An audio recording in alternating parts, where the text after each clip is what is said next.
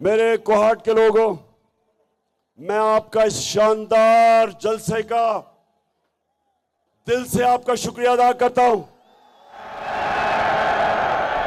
मुझे सिर्फ अफसोस है कि इतना बड़ा स्टेडियम जो भरा हुआ है, आधा स्टेडियम नजर ही नहीं आ रहा क्योंकि लाइटें नहीं हैं।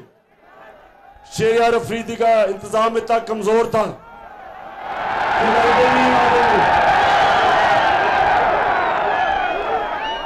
आगे से शहरियार अफरीदी किसी और को इसका इंतजाम देना।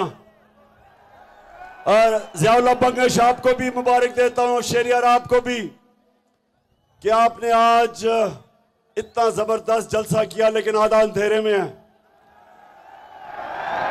और मैं फिर से पख्तूनख्वा को एक मुबारक देना चाहता हूं